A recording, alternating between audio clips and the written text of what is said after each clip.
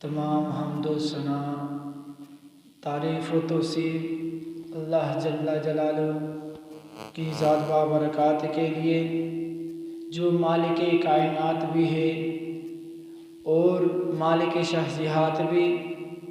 اللہ جل جلالہ کی حمد و ثنا کے بعد حضور نبی کریم محمد مصطفیٰ صلی اللہ علیہ وسلم کہ حضور ناز میں اپنی ارادتوں، عقیدتوں اور محبتوں کا خراج پیش کرنے کے بعد میرے معزز سامعین کرام، بزرگوں، السلام علیکم ورحمۃ اللہ وبرکاتہ۔ حضرات محترم، میں نے آپ حضرات کے سامنے قرآن مجید کی ایک آیت مبارکہ کا کچھ حصہ پڑھنے کا شرف حاصل کیا۔ رب کائنات سے دعا ہے کہ رب کائنات مجھے اس کے ضمن میں صحیح طرح پڑھنے کی توفیق عطا فرمائے اور اس پہ ہم سب کو سمجھنے کی توفیق عطا فرمائے۔ حضرات محترم، جو آیہ کریمہ میں نے آپ حضرات کے سامنے پیش کی، اللہ رب العزت نے اس آیہ کریمہ کے اندر متقین کی خوبی بیان فرمائی ہے، ان کا تذکرہ فرمایا ہے۔ وَبِالْآخِرَةِ هُمْ يُوقِنُونَ کہ یہ متقین لوگوں کی صفت ہے۔ اللہ تبارک و تعالیٰ نے ارشاد فرمایا وَبِالْآخِرَةِ هُمْ يُوقِنُونَ، اور وہ آخرت پر یقین رکھتے ہیں۔ یہ متقین لوگوں کی خوبی ہے، نشانی ہے، یہ صفت متقین لوگوں میں پائی جاتی ہے۔ سامعین کرام، یہود و نصارہ کے ہاں بھی آخرت کا تصور موجود ہے، بلکہ جو غیر الہامی مذاہب ہیں، دین ہیں، ان میں بھی آخرت کے بارے میں کچھ نہ کچھ تصور موجود ہے، چاہے وہ آباگان کے نام سے ہو، تناسخ کے نام سے ہو یا کسی اور انداز سے۔ آخرت کا تصور ہر قوم کے اندر، ہر دین، ہر مذہب کے اندر موجود ہے، لیکن یہود و نصارہ نے جو آخرت کا تصور پیش کیا ہے وہ ناقص و ناتمام ہے۔ اور جو غیر الہامی مذاہب ہیں ان کا تو معاملہ ہی الگ ہے، لیکن جو الہامی مذاہب ہیں ان کا تصور آخرت تو ایک جیسا ہونا چاہیے تھا۔ حقیقی آخرت کا تصور وہی ہے جو قرآن کریم نے ہمیں عطا کیا، لیکن یہود و نصارہ نے اپنی طرف سے اس میں ترمیم کی، جیسے ان کی مرضی تھی اپنے لیے ویسا انہوں نے آخرت کے بارے میں تصور پیش کر دیا۔ یہودیوں کا، مثال کے طور پر یہودیوں کا آخرت کے بارے میں یہ عقیدہ ہے کہ ہم جہنم میں جائیں گے ہی نہیں، کیونکہ ہم اولاد انبیاء ہیں، ہم نبیوں کی اولاد ہیں، لہٰذا ہم جہنم میں نہیں جائیں گے، اور اگر جہنم میں گئے بھی تو صرف 40 دن، جس کے بارے میں اللہ رب العزت نے قرآن مجید کے اندر ارشاد فرمایا لن تمسنا النار الا ایاما معدودات کہ ہمیں آگ نہیں چھوئے گی مگر گنتی کے چند دن۔ یہ عقیدہ کفار نے، یہودیوں نے اپنے لیے گڑھ لیا، تو اللہ تبارک و تعالیٰ نے ان کے عقیدے کو قرآن کے اندر بیان فرمایا کہ یہودیوں کا عقیدہ تو یہ ہے کہ ہم جہنم میں جائیں گے ہی نہیں، ہمیں آگ نہیں چھوئے گی، اگر گئے بھی تو مگر چند دنوں کے لیے جائیں گے۔ یعنی وہ چند دن، وہ 40 دن ہیں جو پوجا ان کے آباء و اجداد نے کی تھی، ان کی سزا ان کو مل چکی ہے، ہمیں اس کی سزا نہیں ملے گی۔ اگر دیکھا جائے تو یہودیوں کا یہ عقیدہ بھی ناقص ہے، کیونکہ یہ عقیدہ آخرت کے بارے میں انہوں نے اپنے لیے خود گڑھا ہے، اپنے لیے، اپنے خوش فہمی کے لیے انہوں نے بنایا ہے۔ اب عیسائیوں کا عقیدہ دیکھا جائے تو عیسائی کہتے ہیں کہ ہم جہنم میں جائیں گے ہی نہیں، ہمیں آخرت میں عذاب نہیں ہوگا، کیونکہ جو ان کے عیسائیوں کے نبی تھے حضرت عیسیٰ علیہ السلام جو اللہ کے نبی تھے، ان کے بارے میں انہوں نے یہ عقیدہ گڑھ لیا کہ نعوذ باللہ نقل کفر نہ باشد، کہ حضرت عیسیٰ علیہ السلام جو ہمارے نبی ہیں وہ ان کو بے جا ان کا کوئی سزا کے وہ مستحق نہیں تھے، لیکن ان کو سولی پہ لٹکایا گیا، اور جو ان کو سولی پہ بغیر کسی جرم کے بغیر کسی خطا کے لٹکایا گیا تو وہ ہماری وجہ سے لٹکایا گیا۔ اور ایک دوسری روایت میں آتا ہے کہ ان کا یہ عقیدہ ہے کہ حضرت عیسیٰ علیہ السلام کو اللہ رب العزت نے حضرت آدم علیہ السلام کی خطا کی وجہ سے نعوذ باللہ یہ سزا ان کو دی گئی کہ ان کو صلیب پر لٹکایا گیا۔ یہ ان کا عقیدہ ہے عیسائیوں کا کہ ہماری جگہ کی جو سزا تھی وہ ہمارے نبی نے ہماری جگہ پر بھگت چکی ہے۔ دیکھا جائے تو یہ دونوں عقیدے ناقص و ناتواں ہیں۔ اللہ رب العزت نے ان عقائد کی تردید کرتے ہوئے قرآن مجید میں ارشاد فرمایا وَلَن يَتَمَنَّوْهُ أَبَدًا، یہ کبھی بھی مرنے کی آرزو نہیں کر سکتے۔ کیوں نہیں کر سکتے؟ کیونکہ ان کو جو انہوں نے اپنے اعمال کیے ہیں ان کے بارے میں یہ بخوبی جانتے ہیں۔ یہ صرف انہوں نے جو عقیدہ گڑھا ہے یہ اپنے آپ کو خوش کرنے کے لیے ایک عقیدہ گڑھ لیا ہے۔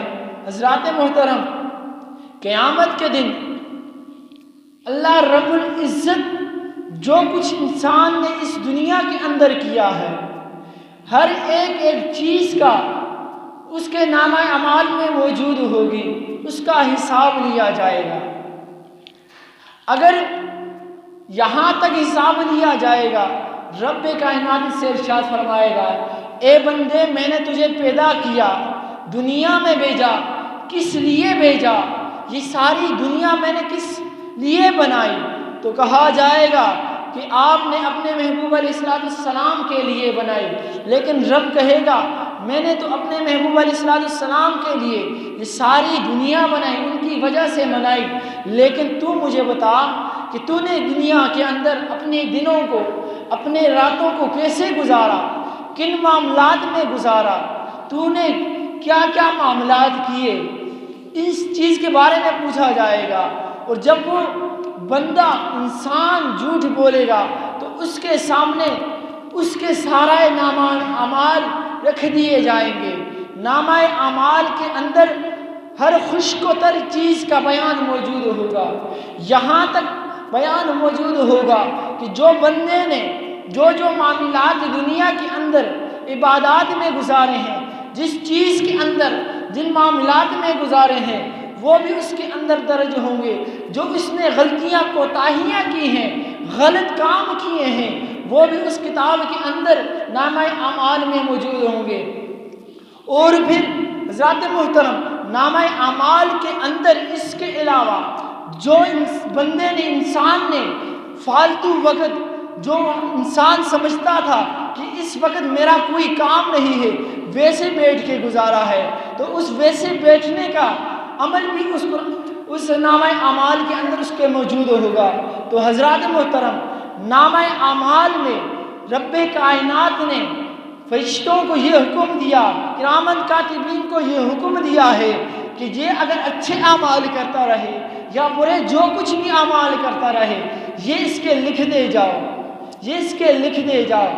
حضرات محترم، حضرت انس رضی اللہ تعالیٰ عنہ روایت فرماتے ہیں کہ حضور نبی کریم علیہ السلام کی حدیث مبارکہ ہے کہ حضور علیہ السلام نے فرمایا کہ قیامت کے دن ترازو کے جس پہ انسان کے گناہ اور ثواب کو تولا جائے گا، اس ترازو اس پلڑے کے دو ترازو میزان ہوں گے۔ جو میزان ہوگا اس کے ایک پلڑا جو ہوگا وہ نیکی کے اعمال والا ہوگا، اور دوسرا پلڑا جو ہوگا وہ گناہوں کا، جس کے نیکیاں زیادہ ہوں گی۔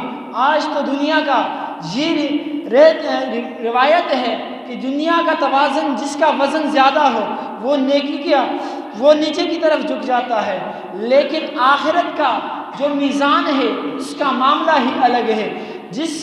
جو نیکیاں والا پلڑا ہوگا، جو نیکیوں سے جو پلڑا باری ہوگا میزان کے اندر، وہ اوپر کی طرف ہوگا، اس کا تناسب اوپر کی طرف ہوگا، کیونکہ نیکیاں نور ہیں اور نور کا توازن اوپر کی طرف ہوتا ہے۔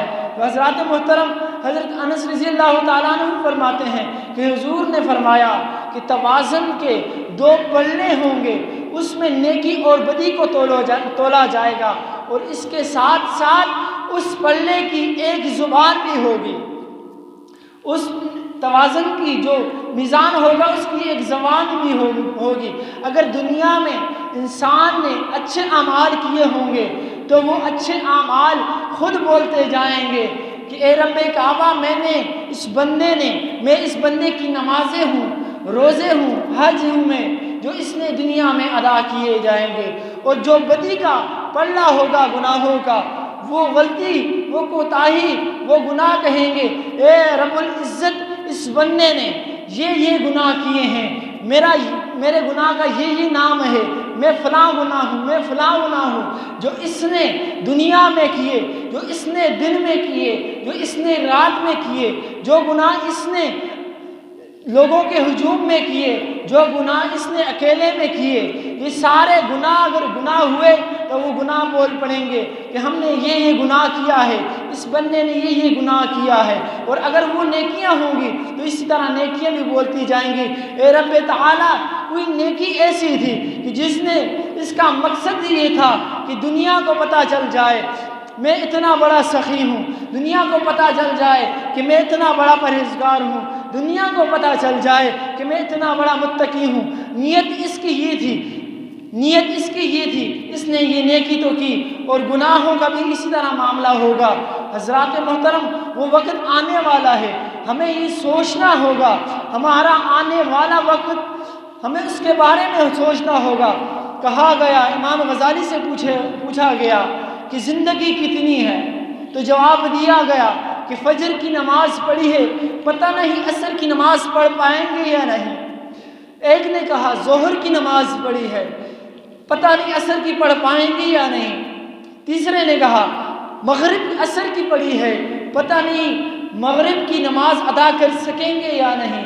تو امام غزالی نے فرمایا اے نادان، اتنی لمبی امیدیں لگائے بیٹھے ہو کہ فجر سے ظہر تک اور ظہر سے عصر تک۔ دوسرے نے کہا کہ حضور، ہم نے ایک رکعت پڑھی ہے نماز کی، پتہ نہیں دوسری رکعت پڑھ سکیں گے یا نہیں۔ تو پھر فرمایا اتنی بڑی امیدیں۔ تو ایک نے کہا حضور، ایک رکعت پڑھی ہے، پتہ نہیں دوسری رکعت ادا کر سکیں گے یا نہیں۔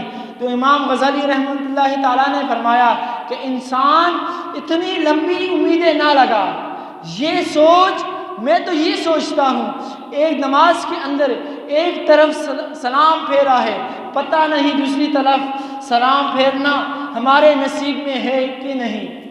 حضرات محترم، ہم اگر دنیا کے معاملات کو دیکھا جائے تو ہم دنیا کے معاملات کو کیسا گزار رہے ہیں۔ اللہ رب العزت نے ہمیں دو قسم کے حقوق دیے ہیں۔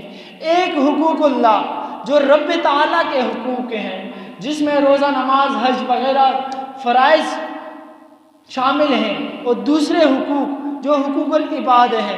حقوق اللہ میں رب تعالیٰ سب سے پہلے نماز کے بارے میں پوچھے گا، ایک اے بندے، تجھے میں نے دنیا میں اپنی عبادت کے لیے بھیجا تھا، کیا تو نے 5 وقت کی نماز ادا کی؟ کیا تو زکوٰۃ دینے کا مستحق تھا؟ تجھ پہ زکوٰۃ فرض تھی؟ کیا تو نے زکوٰۃ مستحقین کے حوالے کر دی تھی؟ تجھ پہ حج فرض تھا؟ کیا تو نے حج جو فرض کیا گیا تھا تجھ پر، کیا تو نے وہ ادا کیا؟ پھر رب تعالیٰ ارشاد فرماتا ہے کہ جو میرے حقوق اللہ ہیں، نماز ہو گئی، روزہ ہو گیا، زکوٰۃ ہو گئی، حج ہو گئے، یہ اگر میں نے چاہا، میں غفور رحیم کریم ذات ہوں، یہ تو میں معاف فرما دوں گا۔ لیکن حقوق العباد ایسے حقوق ہیں، ایسی چیزیں ہیں جو میں کسی صورت معاف نہیں کر سکتا جب تک میرا بندہ خود وہ حقوق معاف نہ فرما دے۔ وہ حقوق جو بندے کے اوپر لازم تھے وہ میں اس وقت تک معاف نہیں کروں گا جب تک وہ بندہ خود معاف نہ فرما دے۔ حضرات محترم، ایک قیامت کے دن ایک جنتی کو جنت کی بشارت دی جائے گی کہ جاؤ جنت میں۔ وہ جب جنت کی طرف چلا جائے گا، اس کے سارے امتحان وہ پاس کر چکا ہوگا، سارے معاملات اس کے کلیئر ہوں گے۔ جب وہ جنت کی طرف جائے گا، جنت کے دروازے کے قریب پہنچے گا تو ایک بولنے والا بول اٹھے گا، یا العالمین، اس بندے نے میرے دنیا میں ناجائز 2 پیسے لیے تھے، ناجائز طریقے سے اس نے جھوٹ بول کر، فراڈ کر کے مجھ سے 2 پیسے ہتھیا لیے تھے، میرا ناحق مال مارا تھا۔ تو رب کائنات ارشاد فرمائے گا، اچھا اس بندے نے تیرے 2 پیسے لیے تھے، اچھا واپس جس کو جنت کی بشارت ہو چکی ہوگی اس کو واپس بلا لیا جائے گا۔ اس سے کہا جائے گا، اے بندے، یہ جس بندے نے تجھ پہ آواز دی ہے، تیری شکایت کی ہے کہ اس بندے نے میرے 2 پیسے دنیا میں لیے ہیں، کیا اس نے سچ کہا؟ وہ جنتی جس کو جنت کی بشارت دی جائے گی، دی ہوئی ہوگی، وہ کہے گا، یا اللہ یہ سچ کہتا ہے، میں نے اس کو دھوکہ دے کے، اس کے 2 پیسے چرا کے، کسی بھی طریقے سے اس کے 2 پیسے جو تھے، جو حق تھا، میں نے اس سے چھین لیا تھا۔ تو رب کائنات فرمائے گا کہ اے بندے، اے صاحب حق، کیا تو اپنے 2 پیسے اس کی طرف معاف فرمائے گا؟ تو وہ کہے گا، یا اللہ مجھے تو ایک نیکی کی ضرورت ہے، میں تو جہنم کا حقدار ہوں۔ صاحب حق کہے گا کہ میں تو جہنم کا حقدار بن گیا ہوں، مجھے جنت کے لیے جانے کے لیے ایک نیکی کی ضرورت ہے۔ تو پھر رب فرمائے گا، جو کچھ تیری مرضی ہے، فیصلہ تیرے ہاتھ میں ہے، تو کر جا، تو معاف کرنا چاہے تو معاف کر سکتا ہے، اگر تو اس سے اپنا حق لے سکتا ہے تو اپنا حق لے لے۔ تو وہ بندہ سوچے گا، یا اللہ میرے تو اس کا 2 پیسے جو اس نے لیے ہیں، اس کی سزا اس کو کیا ہوگی؟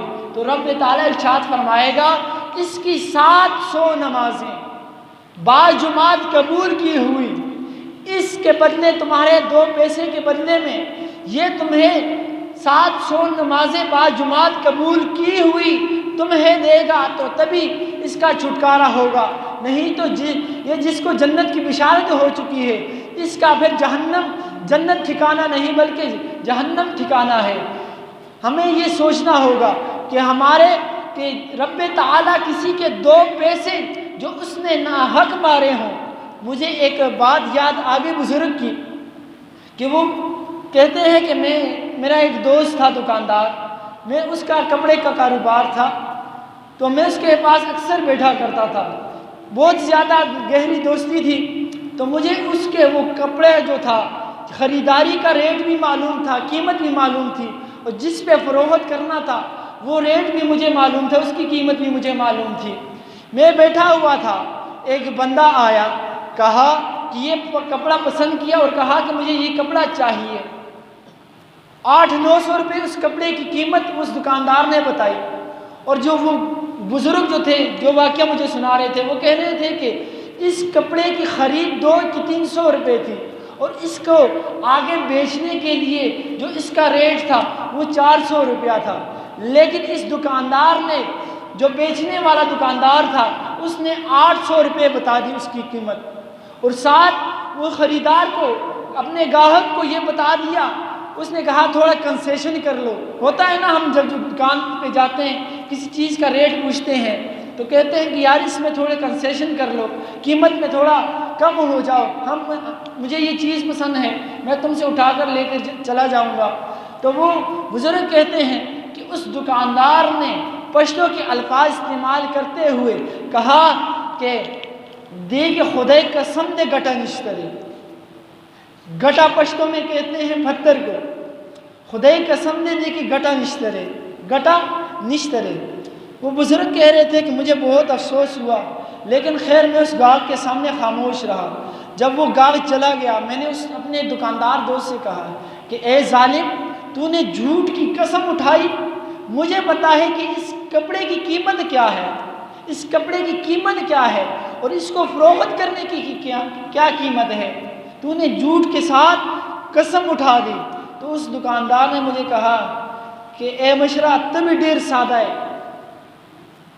اے مشرا تمہیں ڈیر سادہ ہے۔ پشتو کے الفاظ وہ استعمال کرتے ہیں، پشتو کی زبان تھی ان کی، تو ڈیر سادہ ہے۔ اس دکاندار نے، وہ کہتے ہیں کہ مجھے کپڑا تھمایا، کپڑا تھما کے کہا کہ اے مشرا تدیکیوں کرا گٹش دے۔ دیکھیں اس نے اپنے ذہن کے اندر پشتو والا گٹا جو تھا، پشتو میں گٹا پتھر کو منافع کو کہتے ہیں اور اس کو پتھر کو بھی کہتے ہیں، لیکن اس نے اپنے ذہن کے اندر کون سا گٹا رکھا؟ گاہک کو اس نے پتھر رکھ کے سمجھ کر کے کہا، لیکن اس کو دھوکہ دیا اور گاہک کے ذہن میں گٹا منافع کو، اس کے ذہن میں منافع کا وہ گٹا کا جو لفظ تھا گٹے کا وہ تھا۔ تو کہا گیا کہ اے تو نے اس میں مجھے دکھاؤ اس میں گٹا کدھر ہے، پتھر کہاں موجود ہے۔ حضرات محترم یہ ہمارا شیوا بن گیا۔ اگر ہم رات کو سونے کے لیے لیٹ جائیں چارپائی پہ تو ہماری رات اس سوچ میں گزر جاتی ہے کہ صبح فلاں بندے کو میں نے دھوکہ دینا ہے، فلاں گاہک کو میں نے، جو آنے والے گاہک ہوں گے ان کو میں نے دھوکہ دینا ہے، اپنا مال زیادہ کرنے ہیں، فراڈ کرنا ہے، فلاں کے ساتھ فلاں فراڈ کرنا ہے، فلاں کے ساتھ فلاں فراڈ کرنا ہے۔ یہ ہمارا شیوا بن گیا ہے۔ اگر ہم اپنی آخرت کو سامنے رکھتے، آخرت کے بارے میں اگر ہم سوچتے تو یہ کام ہم ہرگز نہیں کرتے، یہ کام ہم ہرگز نہیں کرتے۔ اللہ رب العزت ہمیں حقوق اللہ کو صحیح طور پر ادا کرنے کی توفیق عطا فرمائے، اور جو حقوق العباد ہیں، جو بندوں کے حقوق ہیں، تو میں عرض کر رہا تھا حقوق العباد کے بارے میں کہ رب تعالیٰ ارشاد فرمائے گا کہ میں غفور رحیم کریم ذات ہوں، میں اپنے حقوق اللہ تو معاف کر دوں گا لیکن بندوں کے حقوق معاف نہیں کروں گا۔ بندوں کے حقوق ہر طرح کے ہیں، والدین کے حقوق موجود ہیں، والدین کے حقوق انشاءاللہ پھر کبھی موقع ملا یا آپ کے خطیب صاحب وضاحت کے ساتھ آپ حضرات کے سامنے وہ حقوق العباد کے سمجھا دیں گے، لیکن میں 2-3 پوائنٹ بتا کے اجازت چاہوں گا آپ سے۔ حقوق العباد میں والدین کے حقوق ہیں، ملک کے حقوق ہیں، عزیزوں اقارب کے حقوق ہیں، پڑوسیوں کے حقوق ہیں۔ آج ہم اچھا پہن لیتے ہیں، اچھا کھا لیتے ہیں، ہمارا پڑوسی بھوک کی وجہ سے نڈال گھر میں پڑا رہتا ہے، سفید پوشی کی وجہ سے وہ کسی کو اپنی سفید پوشی اختیار کر کے اپنی مجبوری کسی کو نہیں بتاتا۔ آج ہم کہتے ہیں کہ ہم نے نمازیں پڑھ لی، ہم بڑے سخی ہیں، ہم نے سب کچھ جو اللہ کے حکم ہیں وہ ادا کر دیے، لیکن میرے بزرگوں ہم سے پوچھا جائے گا حقوق العباد کے بارے میں بھی